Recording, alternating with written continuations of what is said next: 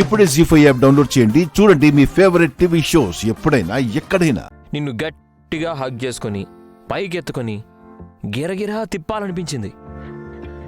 మీ పిన్ని ఉందని ఆగిపోయారు కదా? అంటే అక్కడ ఇంకా చాలా మంది ఉన్నారు కదా. కానీ ఇక్కడ ఎవరూ లేరు కదా? ఇక్కడెవరూ లేరు గాని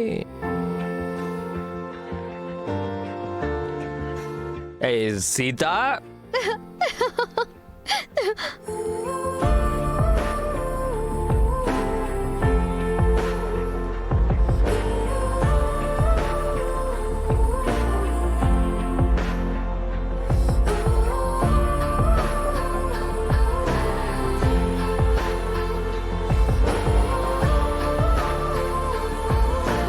నువ్వు పై కనిపించవు గాని పెద్ద కిలాడివే.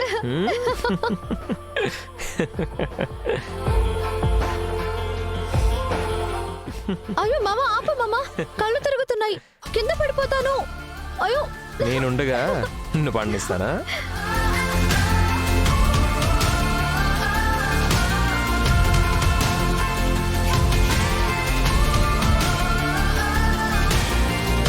పడనిస్తానా అని పడేసావేంటి మామ? నేను పడిపోయానుగా, అందుకే ఆపమన్నాను. నేను పడిపోయింది బెడ్ మీద కాదు, నీ ప్రేమలో.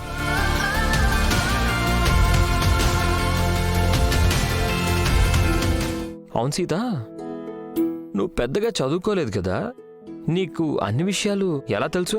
మా ఊళ్ళో నేను రోజు గుడికి వెళ్లేదాన్ని. పంతులు గారు ఇలాంటి మంచి విషయాలు ఎన్నో చెప్పేవారు, అవి గుర్తుపెట్టుకున్నాను. నీకింకా ఏమేం తెలుసు? చెప్పాగా, వ్రతాలు, పూజలు అన్నిటి గురించి తెలుసు. ముహూర్తాల గురించి కూడా తెలుసు. ముహూర్తాలంటే? పెళ్లి ముహూర్తాలు, పేరంటం ముహూర్తాలు, ఇంకా శోభన ముహూర్తాల గురించి కూడా తెలుసు. ఏంటి మామా, స్విచ్ ఆఫ్ చేసినట్టు సైలెంట్ అయ్యావు? ఏం లేదు. 3 రాత్రుల ముహూర్తం అనేసరికి కంగారు వచ్చేసిందా? దాని గురించి పెద్దవాళ్ళు మాట్లాడుకోవాలి సీత, మనం కాదు. అలా అని మీ పిన్ని చెప్పిందా? ప్లీజ్. మీ పిన్ని చెప్పే వరకు మనం ఆ ముహూర్తం జోలికి వెళ్ళకూడదా?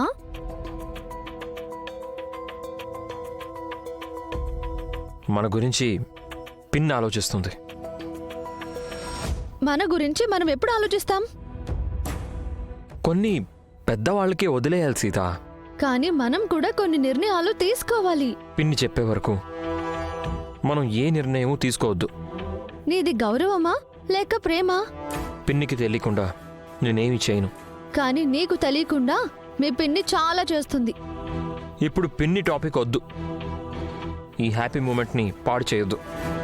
సరే, మీకే విషయాలు తెలుసు? ఏ విషయాలు అంటే? ఏ ఏ విషయాలు తెలుసు అని. కొన్ని తెలుసు, కానీ నీకంటే జూనియర్నే. నీ దగ్గర నేను చాలా విషయాలు నేర్చుకోవాలి. నా దగ్గర కాదు, కానీ నువ్వు చాలా తెలుసుకోవాలి మామా. నెమ్మదిగా ఒక్కొక్కటి తెలిసేలా చేస్తాను. మరి స్టార్ట్ చేయి సీత. ఆల్రెడీ స్టార్ట్ చేశాను. సీత, సీత ఆగు సీత.